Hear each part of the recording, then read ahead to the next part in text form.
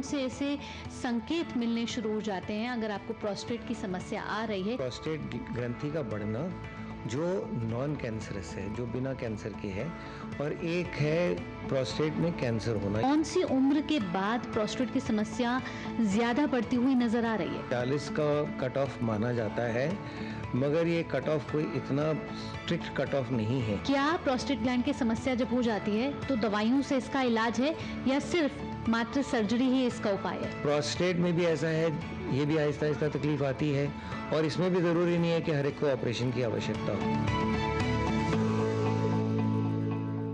नमस्कार, total health podcast के एक बेहद ही और खास एपिसोड में आप सभी का स्वागत है। मैं हूं आपके साथ भावना नैयर। आज जिस विषय पर हम बात कर रहे हैं उस पर लोग खुलकर बात नहीं करते हैं, क्योंकि ये पुरुषों से जुड़ी समस्या है और लगातार बढ़ती उम्र के साथ लाखों पुरुष इस समस्या से जूझ रहे हैं, खासकर प्रोस्टेट से जुड़ी समस्या। अगर यूरिन में आपको ज्यादा आना या कम आना बढ़ती समस्या बनती जा रही है, कमजोरी हो रही है, या फिर प्रोस्टेट कैंसर जैसी गंभीर समस्या का सामना अगर आप कर रहे हैं, तो आज का एपिसोड आपके लिए बेहद ही महत्वपूर्ण है। हमारे साथ डॉक्टर अमलेश सेठ मौजूद हैं, जो कि डॉक्टर प्रोफेसर हैं, डिपार्टमेंट ऑफ यूरोलॉजी डिपार्टमेंट के हेड हैं, एम्स के साथ जुड़े हुए हैं। 3 दशकों से ज्यादा यूरोलॉजी से जुड़े केसेस लगातार सुलझाते हुए आ रहे हैं। डॉक्टर अमलेश, बहुत बहुत स्वागत है आपका टोटल हेल्थ पॉडकास्ट में। धन्यवाद, मुझे भी बहुत खुशी है। आज शुरुआत कर लेते हैं टोटल हेल्थ पॉडकास्ट की। सबसे पहला सवाल यही है कि प्रोस्टेट ग्लैंड होता क्या है और क्या ये समस्या सिर्फ पुरुषों के साथ होती है? हाँ, ये पुरुषों की ही समस्या है, क्योंकि ये पौरुष ग्रंथि केवल पुरुषों में ही होती है। और पौरुष ग्रंथि जो है, या इसको गदूद भी कहते हैं, इंग्लिश में प्रोस्टेट कहते हैं, ये एक ग्लैंड है, ये ग्रंथि है जो पेशाब के रास्ते के जस्ट नीचे, एकदम नीचे है, और इसी के बीच में से पेशाब का रास्ता जाता है पुरुषों में। इसके साथ साथ क्या प्रोस्टेट से जुड़ी जो समस्याएं हैं, सिर्फ क्या एक ग्लैंड से जुड़ी समस्या है या शरीर के दूसरे अंगों को भी प्रभावित करती है? कोई भी अंग अलग से तो नहीं है, शरीर का हिस्सा ही है। जब उम्र के साथ प्रोस्टेट की तकलीफ होती है तो उससे पेशाब की थैली में और कभी-कभी गुर्दों में भी असर पड़ता है। और जैसे आपने बात की प्रोस्टेट कैंसर की बात भी की, प्रोस्टेट में अगर किसी कारण से प्रोस्टेट में कैंसर होता है तो कैंसर की बीमारी तो ऐसी ही होती है जो शरीर में फैलती है, और वो अगर अलग हड्डियों में या लिम्फ ग्लैंड में या कहीं और या लिवर में जाती है तो फिर वो उसको भी असर करती है। जिस तरीके से प्रोस्टेट की समस्या के बारे में हम बात कर रहे हैं और आपने बताया कि उम्र के साथ ये बढ़ती है, तो क्या कट ऑफ है? कौन सी उम्र के बाद प्रोस्टेट की समस्या ज्यादा बढ़ती हुई नजर आ रही है? देखिए, कट ऑफ में 40 का कट ऑफ माना जाता है, मगर ये कट ऑफ कोई इतना स्ट्रिक्ट कट ऑफ नहीं है। जैसे जैसे उम्र बढ़ती है तो चांसेस होते हैं प्रोस्टेट की प्रॉब्लम बढ़ने के, और ऐसा माना जाता है कि जब तक 80 साल की उम्र तक पहुंचते हैं तकरीबन 80% लोगों को प्रोस्टेट की प्रॉब्लम होगी, और 90 साल की उम्र में 90% लोगों को प्रोस्टेट की प्रॉब्लम होगी।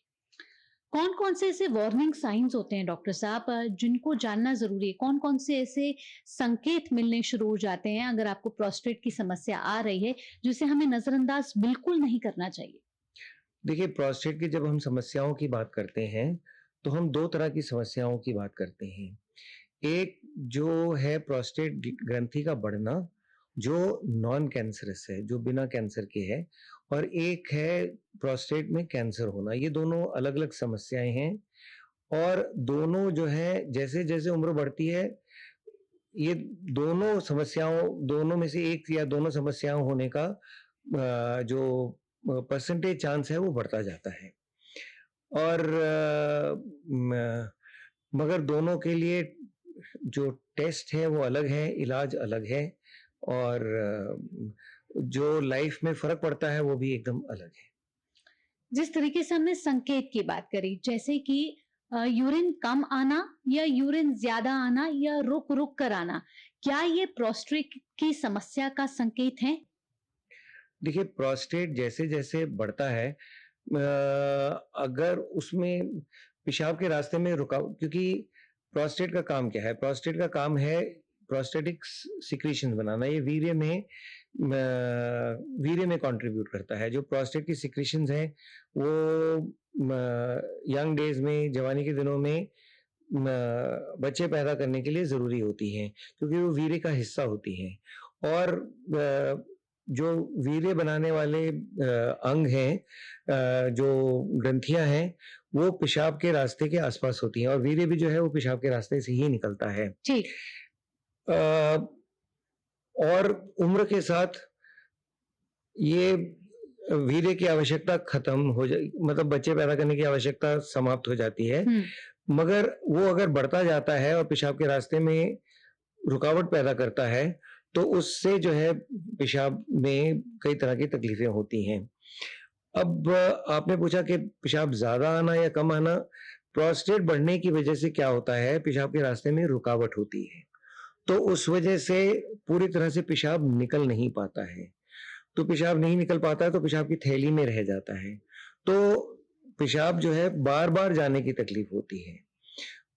कुल मिला के जो पेशाब बनता है उसमें कोई कमी नहीं आती है, पेशाब उतना ही बनता है, मगर क्योंकि वो एक बार में पूरा निकल नहीं पाता है, इसीलिए बार बार जाना पड़ता है। कई बार रात को कई बार उठना पड़ता है, कई लोग 1 या 2 बार उठते हैं, कई 4-5 बार उठते हैं।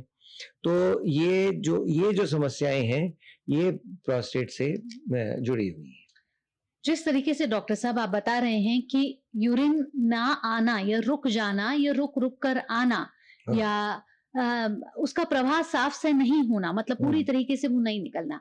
अब जब यूरिन एक तरीके से पूरी तरीके से नहीं निकलेगा, तो क्या ये यूरिनरी ट्रैक इन्फेक्शंस का भी कारण बनता है ये प्रोस्टेट? अगर यूरिन ठीक से नहीं निकलता है और पेशाब की थैली में रह जाता है, तो उस यूरिन में बैक्टीरिया ग्रो करने के चांसेस बढ़ते हैं और यूरिन का इन्फेक्शन का रिस्क बढ़ जाता है। साथ साथ डॉक्टर साहब, मैं आपसे ये भी पूछना चाहूंगी कि बड़े मिथ्स हैं इससे जुड़े हुए, खासकर ये कि पानी ज्यादा पीना या पानी कम पीना, क्या ये भी कुछ प्रोस्टेट ग्लैंड से जुड़े हुए कुछ मिथ्स हैं जिनको आप क्लियर करना चाहेंगे? नहीं, प्रोस्टेट के कारण ना तो पानी ज्यादा पीने की आवश्यकता होती है, ना पानी कम पीने की आवश्यकता होती है। पानी ज्यादा या कम करने से प्रोस्टेट की तकलीफ में कुछ नहीं फर्क पड़ता है। जो पानी हम ज्यादा या कम पीने की एडवाइस करते हैं, वो अलग अलग बीमारियों में अलग अलग एडवाइस रहती है। अगर किसी को मान लीजिए पथरी की बीमारी है, तो पथरी जो है वो कॉन्सेंट्रेटेड यूरिन में पैदा होती है, तो जिसको पथरी की तकलीफ है उनको हम एडवाइस करते हैं कि उनको पानी ज्यादा पीना चाहिए। और कुछ कारणों से ज्यादा पानी पीने से हार्ट में प्रेशर पड़ता है। अगर किसी को हार्ट की बीमारी है, और को कार्डियोलॉजी वाले कई बार बताते हैं, या नेफ्रोलॉजी, एक अगर गुर्दे में काम कम हो रहा है, तब भी अगर शरीर कम पेशाब बना रहा है, तब उसमें पानी कम पीने की आवश्यकता होती है। मगर प्रोस्टेट वाले मरीजों को न पानी कम पीने की आवश्यकता है, न पानी ज्यादा पीने की आवश्यकता है, क्योंकि प्रोस्टेट वाले मरीजों को पेशाब बनने में कोई तकलीफ नहीं होती है।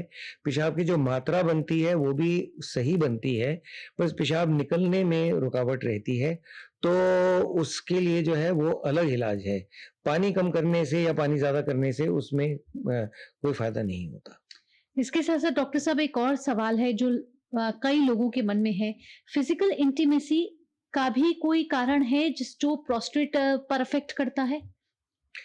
देखिए, फिजिकल इंटीमेसी भी एक नॉर्मल रिक्वायरमेंट है। जैसे इसको हम फिजियोलॉजिकल मानते हैं। फिजियोलॉजिकल का मतलब ये है कि ये एक नॉर्मल प्रोसेस है, और इसमें से अगर वीर्य रेगुलरली निकलता रहता है, तो उसमें प्रोस्टेट की बीमारियां जो है कम होने का ऐसा देखा गया है कि अगर फिजिकल इंटीमेसी रेगुलर चलती रहती है, और इनको उन लोगों को प्रोस्टेट की समस्याएं कम होती हैं। एक बीमारी है प्रोस्टेटाइटिस। प्रोस्टेटाइटिस जो है वो प्रोस्टेट के अंदर एक इन्फ्लेमेशन होती है, और अगर ये जो इंटीमेसी या एजैकुलेशन इनफ्रीक्वेंट रहता है, वो भी एक कारण है, मतलब वो भी एक कारण है जिसकी वजह से प्रोस्टेटाइटिस होता है। अब आते हैं कि प्रोस्टेट के बारे में जब हमें पता है कि संकेत मिल रहे हैं कि हो हम्म। सकता है कि हमें प्रोस्टेट की समस्या हो रही है। अब क्या वो टेस्ट हैं जो वो कराने ज़रूरी हैं? यानी कि अगर प्रोस्टेट है आपको तो वो कौन से टेस्ट हैं जिनसे ये पता चलेगा कि आपको प्रोस्टेट की समस्या है? देखिए, प्रोस्टेट की समस्या सबसे पहले तो पुरुष को अपने आप ही तकलीफ महसूस होनी शुरू हो जाती है। अपने आप ही पता चलता है कि पेशाब की धार कम हो गई है, बार-बार पेशाब जाने की आवश्यकता होती है, पेशाब के लिए खड़े हुए हैं मगर पेशाब निकल नहीं रहा है, इंतज़ार करना पड़ रहा है। और ये सारी समस्याएँ जो हैं ये पेशाब के रास्ते में रुकावट की वज़ह से होती हैं। और इसमें रुकावट जो है आम तौर पे नॉन कैंसरस रुकावट होती है। और दूसरा, अगर ये मन में चिंता है कि कहीं प्रोस्टेट का कैंसर तो नहीं है, तो उसके लिए अलग से टेस्ट होते हैं। अगर परिवार में किसी को प्रोस्टेट कैंसर हो चुका है, मान लीजिए पिताजी को या चाचा जी को प्रोस्टेट में कैंसर हुआ है या बड़े भाई को हुआ है, तो इसके चांसेस ज़्यादा होते हैं कि प्रोस्टेट में ये फैमिलीज़ में एक जेनेटिक प्रीडिस्पोज़िशन कहते हैं कि अगर फैमिली में वो जीन्स हैं, तो उनमें उस तरह के कैंसर होने के चांसेस ज़्यादा होते हैं। तो उन लोगों को जल्दी टेस्ट करवाना चाहिए। और as a matter of routine भी रिकमेंडेशन तो है कि 5 साल में एक बार टेस्ट करवा लेना चाहिए। बहुत फ्रीक्वेंट टेस्ट करवाने की आवश्यकता नहीं है, मगर 50 की उम्र के बाद या 55 की उम्र के बाद 5 साल में एक आध बार टेस्ट करवा लेना चाहिए। और उसमें अगर कुछ पॉजिटिव आता है तो फिर आगे के टेस्ट होके पूरा पता चल सकता है कि प्रोस्टेट में कैंसर है या नहीं है।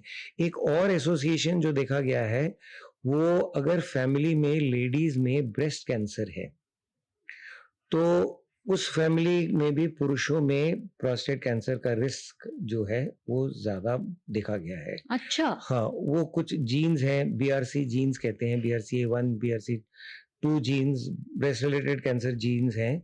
मगर अगर उनके भाइयों को, बेटों को, फर्स्ट डिग्री रिलेटिव्स में अगर उनमें भी वो जीन्स हैं, तो उनमें भी ऐसा रिस्क ऑफ प्रोस्टेट कैंसर ज़्यादा देखा गया है। डॉक्टर साहब, क्या कोई ऐसे ब्लड टेस्ट भी हैं या फिर सिर्फ अल्ट्रासाउंड कराने से पता चल जाता है कि आपको प्रोस्टेट है? देखिए, अल्ट्रासाउंड एक बड़ा सिंपल स्क्रीनिंग टेस्ट है। अल्ट्रासाउंड से ये पता चल जाता है कि आपकी किडनीज ठीक है या नहीं है, किडनीज में कहीं स्वेलिंग तो नहीं है, यूरिन में ब्लैडर में जो पेशाब की थैली है, यूरिनरी ब्लैडर में ज्यादा यूरिन तो नहीं रुक जाता है जी। और पेशाब करने के बाद कहीं ज्यादा अंदर रुका हुआ तो नहीं है, पूरा थैली खाली हो गई या नहीं खाली हो गई। तो अल्ट्रासाउंड एक तरह से एक स्क्रीनिंग, एक अंदर देखने का एक स्क्रीनिंग टेस्ट है और अंदर में ये काफी चीजें पता चल जाती हैं। अल्ट्रासाउंड से कैंसर का, प्रोस्टेट में कैंसर है या नहीं है, उसका अंदाजा लगाना थोड़ा मुश्किल होता है। अगर प्रोस्टेट बहुत ही बड़ा हो गया है, बहुत ही इरेगुलर है, तभी वो अल्ट्रासाउंड से पता चल पाएगा। प्रोस्टेट का तो अल्ट्रासाउंड जो है वो एक नॉन कैंसरस इनलार्जमेंट के लिए तो एक बहुत ही अच्छा टेस्ट है, जिससे पता चल जाता है कि शरीर में कुछ नुकसान तो नहीं हो रहा, पेशाब की थैली ठीक है, किडनीज ठीक है, ये सारी चीजें पता चल जाती हैं। मगर कैंसर के लिए जो है ना, PSA एक ब्लड टेस्ट होता है, वो एक बड़ा सिंपल टेस्ट है। उससे ये शक पड़ता है, वो एक डायग्नोस्टिक टेस्ट नहीं है। अगर PSA हाई है तो जरूरी नहीं है कि प्रोस्टेट में कैंसर है, मगर वो एक इंडिकेटर है कि अगर PSA हाई है तो प्रोस्टेट के कैंसर के आगे और टेस्ट होने चाहिए। कभी-कभी क्या ऐसा भी होता है डॉक्टर साहब कि प्रोस्टेट बढ़ रहा होता है लेकिन पता ही नहीं चलता और जब पता चलता है तब बहुत देरी हो जाती है? अगर वो व्यक्ति बहुत देर तक अपनी तकलीफ को नजरअंदाज करता रहता है, क्योंकि प्रोस्टेट की प्रॉब्लम जो है वो आहिस्ता, जो नॉन कैंसरस एनलार्जमेंट होती है वो आहिस्ता-आहिस्ता बढ़ती है और जो तकलीफें आती हैं वो आहिस्ता-आहिस्ता आती हैं। तो कई बार ऐसा होता है कि वो व्यक्ति समझता है ये तो मेरे बुढ़ापे का लक्षण है और बुढ़ापे के साथ मुझे होना ही ऐसी तकलीफ होनी ही है, और उसको एक मान लेना, एक्सेप्ट कर लेना कि भई ये तो उम्र के साथ हो रहा है, मुझे इसको एक्सेप्ट करना पड़ेगा। मगर आहिस्ता-आहिस्ता वो अंदर ही अंदर नुकसान पहुँचाते हुए कभी-कभी तकलीफ इतनी बढ़ जाती है कि अंदर से पेशाब की थैली में काफ़ी यूरिन भर जाता है। आहिस्ता-आहिस्ता गुर्दे में भी प्रेशर या गुर्दे में भी स्वेलिंग आनी शुरू हो जाती है। कभी-कभार हम लोग ऐसे मरीज़ भी देखते हैं जिन्होंने सालों से या सदियों से अपनी तकलीफ को नज़रअंदाज किया होता है, और वो फिर किडनी फेलियर लेके भी आते हैं। आमतौर पे ऐसा नहीं होता है, मगर होता है कई मरीज़ जो अपनी तकलीफ को नज़रअंदाज करते रहते हैं, उनमें ऐसी बीमारी लेके भी हम लोग कई बार ऐसे मरीज़ भी देखते हैं। जब प्रोस्टेट ग्लैंड की समस्या आती है डॉक्टर साहब, तो क्या सिर्फ प्रोस्टेट ग्लैंड इनलार्ज होता है या क्या समस्या प्रोस्टेट ग्लैंड श्रिंक होने की भी है? देखिए, ज़्यादा समस्या तो उम्र के साथ जैसे-जैसे उम्र बढ़ती है, प्रोस्टेट ग्लैंड बढ़ता है। श्रिंक होना तो जो है वो म एक ह एक हम लोग फाइब्रस प्रोस्टेट कहते हैं। उसमें कई बार क्या होता है कि छोटा भी प्रोस्टेट जो है, हुँ, वो भी ज़्यादा रुकावट पैदा करता है। तो म ऐसा कहना कि सिर्फ़ बड़ा प्रोस्टेट ही पेशाब के रास्ते में रुकावट पैदा करता है, ऐसा ज़रूरी नहीं है। हुँ, और दूसरी बात ये है कि प्रोस्टेट ग्लैंड का जो साइज़ है बहुत वेरिएबल होता है। मतलब प्रोस्टेट कई बार ऐसा होता है बढ़ते-बढ़ते काफ़ी भी बड़ा हो जाता है, 200 ग्राम भी हो जाता है, 300 ग्राम भी हो जाता है, पर फिर भी पेशाब के रास्ते में रुकावट नहीं पैदा करता है। और कभी-कभी ऐसा होता है कि सिर्फ़ 20 ग्राम का ही प्रोस्टेट होता है, और वो ऐसे बढ़ता है कि वो पेशाब के रास्ते में रुकावट हुँ। पैदा कर देता है, और काफ़ी तकलीफ होती है, और बिना ऑपरेशन के उसमें पेशाब का रास्ता खोलना मुश्किल होता है। चलिए, अब प्रोस्टेट ग्लैंड के अगर समस्या हो गई तो उसकी हल के बारे में भी बात कर लेते हैं। क्या प्रोस्टेट ग्लैंड की समस्या जब हो जाती है तो दवाइयों से इसका इलाज है या सिर्फ मात्र सर्जरी ही इसका उपाय है? बिल्कुल, बिल्कुल, कई दवाइयाँ हैं। यही बात मैं कई बार मरीज़ भी मेरे से पूछते हैं, बात करते हैं, और वो कहते हैं कि ये उम्र की बीमारी है। तो मैं उनको ये बताता हूँ कि देखिए, उम्र के साथ आँखों में मोतियाबिंदु भी आता है, मगर ऐसा ज़रूरी नहीं है कि हर एक को मोतिया के लिए ऑपरेशन की ज़रूरत हो। और प्रोस्टेट में भी ऐसा है, ये भी आहिस्ता-आहिस्ता तकलीफ़ आती है, और इसमें भी ज़रूरी नहीं है कि हर एक को ऑपरेशन की आवश्यकता हो। हुँ, और मोतिया की तो कोई दवाई भी नहीं है, मगर प्रोस्टेट की दवाइयाँ हैं। हुँ, कुछ दवाइयाँ ऐसी हैं जो यूरिन का फ्लो, पेशाब का फ्लो इम्प्रूव कर देती हैं, और अगर फ्लो इम्प्रूव हो जाता है तो ये प्रोस्टेट की समस्या कुछ हद तक या काफ़ी हद तक सॉल्व हो जाती है। और कई सालों तक कई बार दवाइयाँ असर करती रहती हैं, और कई बार 10-12 साल, 15 साल भी दवाइयाँ मरीज़ लेते रहते हैं, और उनका फ्लो ठीक चलता रहता है। उनको ऑपरेशन की आवश्यकता नहीं होती है। फिर और भी कुछ दवाइयाँ हैं जिनसे प्रोस्टेट का बढ़ना भी कम हो जाता है, क्योंकि प्रोस्टेट ग्लैंड जो है वो हार्मोन डिपेंडेंट होता है। हुँ, तो ऐसी कुछ दवाइयाँ हैं जो हार्मोन्स में मॉडिफिकेशन करती हैं। स्पेसिफिकली जो हार्मोन प्रोस्टेट को बढ़ाता है, हुँ, जिसको हम डायहाइड्रोटेस्टोस्टेरोन कहते हैं, वो टेस्टोस्टेरोन का डायहाइड्रोटेस्टोस्टेरोन में कन्वर्शन को जो है वो दवाइयाँ रोकती हैं, जी, और उस वजह से स्पेसिफिकली जो प्रोस्टेट का बढ़ना है वो कम होता है। हुँ, तो ये एक तरह की आप कह सकते हैं टारगेटेड थेरेपी। तो वैसे ऑफिशियली इसका नाम टारगेटेड थेरेपी नहीं है, मगर एक तरह की टारगेटेड थेरेपी है जो एक प्रोस्टेट को के ऊपर ही असर करती है, और शरीर में बाकी अंगों पे असर नहीं करती।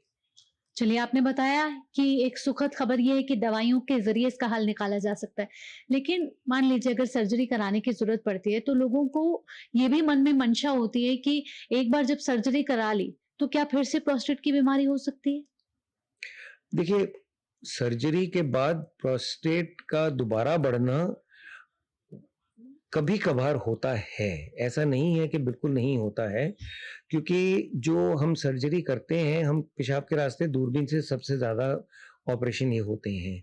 तो उसमें जितना भी जो मांस का टुकड़ा है या जो टिश्यू है, जो पेशाब के रास्ते में रुकावट पैदा कर रहा है, उसको निकाला जाता है, जी, और अच्छी तरह से निकाला जाता है।